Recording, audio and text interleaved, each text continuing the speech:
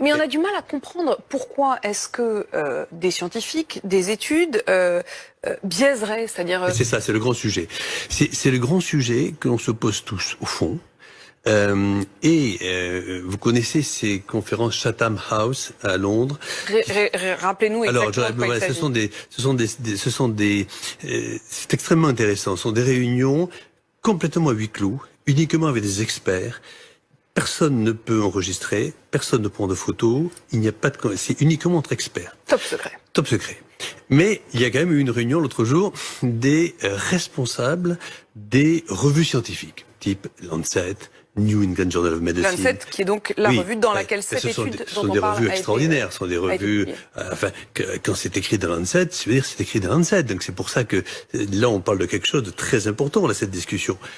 Et ça a fini par fuiter. Le patron du Lancet, Horton, a dit « Maintenant, on va plus pouvoir, au fond, si ça continue, publier des données de recherche clinique parce que les laboratoires pharmaceutiques, aujourd'hui, sont tellement forts financièrement et arrivent à avoir de telles méthodologies pour nous faire accepter des papiers qui... apparemment méthodologiquement sont parfaits, mais qui au fond font dire ce qu'ils veulent à cela. C'est très très grave. Mais ce que vous nous dites est très grave. Ça voudrait dire que ce sont les laboratoires pharmaceutiques qui mettent la pression, une pression y compris financière, j'imagine, sur les résultats scientifiques.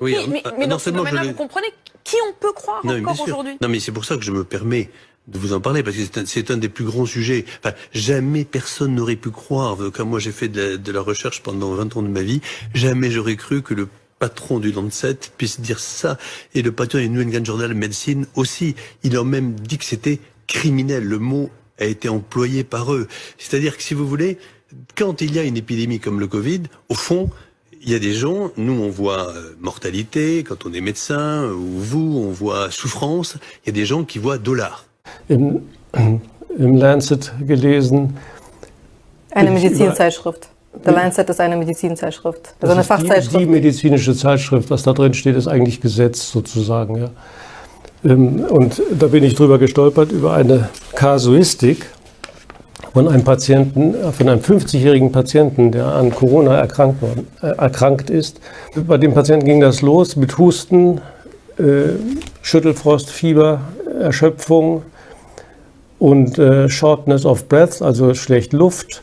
Atemnot, ja. Und die Behandlung erfolgte mit Hochdosis Methylprednisolon, also Hochdosis Cortison, 600 Milligramm Cortison sind das. Moxifloxacin, das ist ein sehr hartes Antibiotikum aus der Gruppe der Gerasehämmer. Zusätzlich noch Liponavir und Ritonavir, das sind beides Nukleosidanaloga und Proteasehämmer aus der AIDS-Therapie. Ziemlich toxische Sachen. Und das Ganze noch mit Interferon versehen, das auch ein Virostatikum bzw. Immunsuppressivum ist.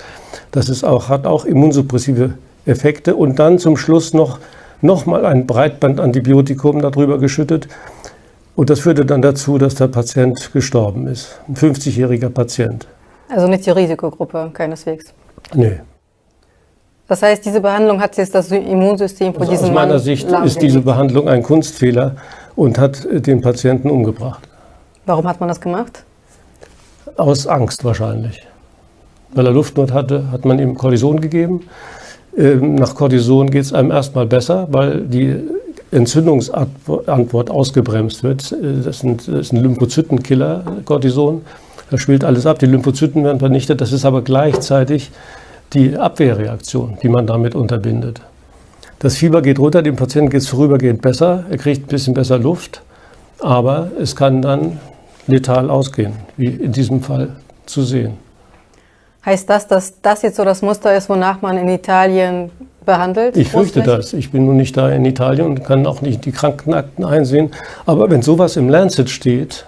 Als ein Paradebeispiel, oder? Als Paradebeispiel, auch wenn es ungünstig ausgegangen ist, vermute ich, dass die Ärzte nach genau so einem Schema dort unten auch vorgehen. Und das ist die eigentliche Gefahr, die jetzt droht, dass die Ärzte nach diesem Schema oder nach solchen Schemata vorgehen und die Leute durch die Therapie sozusagen dadurch eine höhere Letalität erzeugen.